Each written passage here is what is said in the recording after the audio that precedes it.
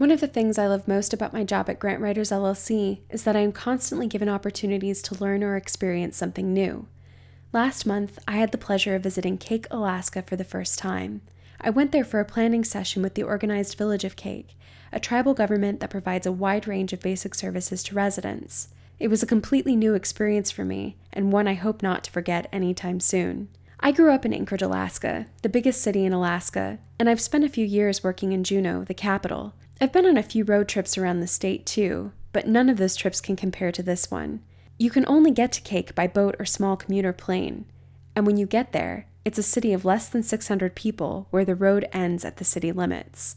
My first impression of Kake was the size of its airport, the coziness of its modern lodge, and its unrelenting rain. After just a moment to shake off our umbrellas, we headed straight to the organized village of Kake's offices to meet the administrative staff. Over a full day and a half, we listened as each staff person presented their projects for the upcoming year. We listened as they talked about their community's struggle with alcoholism, domestic violence, and school bullying.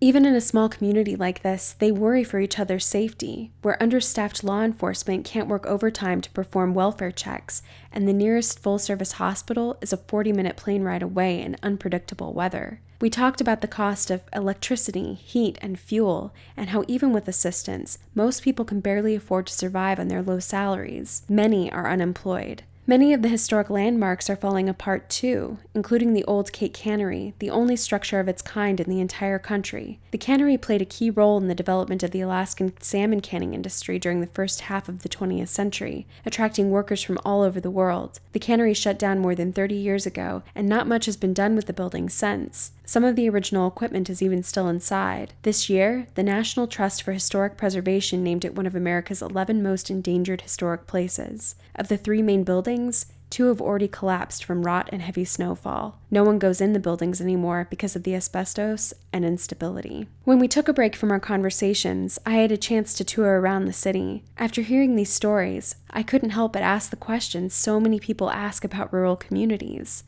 Why stay? But in spite of the hardships, in spite of living without the conveniences so many of us in big cities have come to expect and take for granted, you can't help but be affected by how much these residents care. These are community members in every sense of the phrase, determined to save the origins of this place. They beam with pride when they talk about their cannery, and they won't hesitate to tell you that their totem pole is one of the world's tallest. It's difficult to tell what it might have looked like when it was first carved by the Chilcats in 1967. Standing next to it, you can see the rot, and you wonder how anyone could get up there to reinforce it, let alone get it down in one piece in order to restore it. But being next to it, you want to give it a chance. There alone, on a muddy bluff, surrounded by modern buildings that may someday overtake it. And they love to tell you that their culture camps get a higher turnout every year, where children come together to learn from their elders about traditions and reconnect with the old ways. And now, they tell me, there's even an adult camp that's very well attended too. I think about my origins.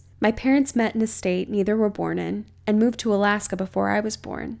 I have a kind of origin in my distant relatives, but I know it's nothing like this. So instead, I think about all of the traveling I've done, and how there was always that one spot that I always think of when I think of a place I've been, that particular spot that embodies everything I loved about my visit. And I think about going back there and seeing it falling to pieces, or even replaced by something maybe similar or not at all. We finished our short visit at the local gift shop. Since it was the end of the season, there wasn't much left, but I did find a book of interviews of Kake elders. Just like the day-and-a-half conversation I'd just had, their stories are riddled with the pockmarks of imperfections, seemingly insurmountable problems, but at the same time, grounded in a beautiful origin story that is slowly becoming simply history. The book includes sections of Robert H. Davis's essay, Culture, History, and Change. He says, "There was a writer's symposium in Sitka in which the theme was the journey, and I was asked what a journey meant to me. I gave different answers.